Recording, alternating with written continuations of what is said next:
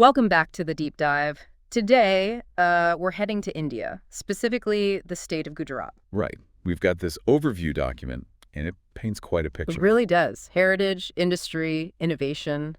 It seems to have a bit of everything. Exactly. So, our mission today really is to give you, our listeners, a quick but, solid grasp of what makes Gujarat tick fast. Okay, let's do it. Maybe start with the basics. Geography. Good place to start. So, it's on India's western coast. Pretty strategic location. Yeah, borders Rajasthan, Maharashtra, Madhya Pradesh, and then the Arabian Sea to the west. And don't forget the Union territories, Daman and Diu, Dadra and Nagar Haveli. That coast has been, well, vital historically. Yeah, for trade, I imagine. And cities. Hmm. Gandhinagar is the capital, but Ahmedabad, that's the big one. That's the largest city, yeah, a major economic hub. Yeah, But you also have other key industrial cities. like Surat. I've heard about Surat. Definitely Surat, huge for diamonds polishing, and textiles. A global player there. Then there's Vadodara, big in petrochemicals, and Rajkot for engineering. So real industrial anchors. Okay, moving beyond geography.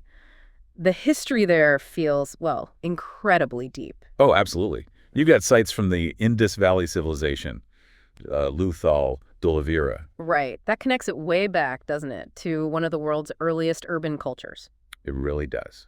And then, fast forward a bit, it's the birthplace of Mahatma Gandhi. In Porbandar, that's, globally significant. Hugely significant. And culturally, it's just buzzing.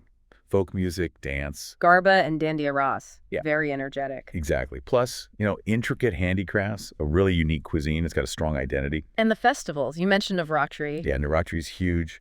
Then there's Uttarayan. the kite festival, that looks amazing. It is. Thousands of kites. And Diwali, of course.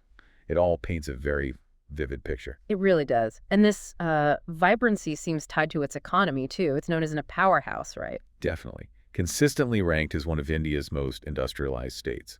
The economy is quite diverse. So beyond the diamonds and textiles in Surat, what else? Petrochemicals, like we said for Vadodara, pharmaceuticals, automobiles are big, and IT is growing too.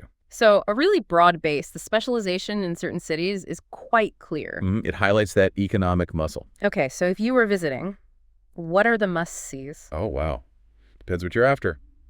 The Rann of Kutch is unique, that white salt desert. Especially during the Ranotsav festival, I hear. Exactly. Then for wildlife, Gir National Park. It's the only place in the world you can see Asiatic lions in the wild.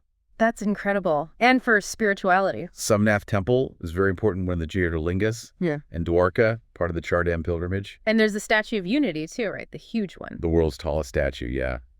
A modern landmark, kind of a testament to engineering. Getting around to see all this. Yeah. Is the connectivity good? It's actually excellent. International airports in Ahmedabad and Surat. Okay. Really strong road network, national highways. And major ports like Kandla and Mundra. Vital for trade. And I read something about a bullet train. Yes, India's first bullet train project is connecting Ahmedabad and Mumbai. Very forward-looking infrastructure.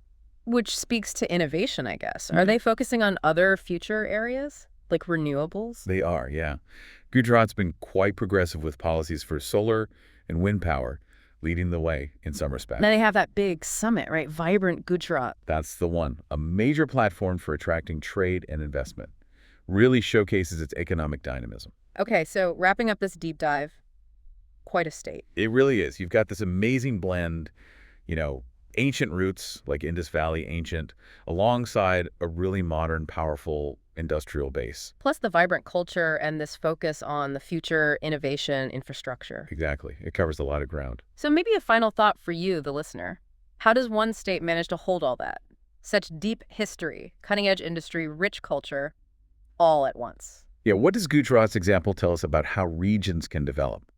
Which part of its story, the history, the economy, the culture, do you find most compelling? Something to think about. It's a fascinating mix of strengths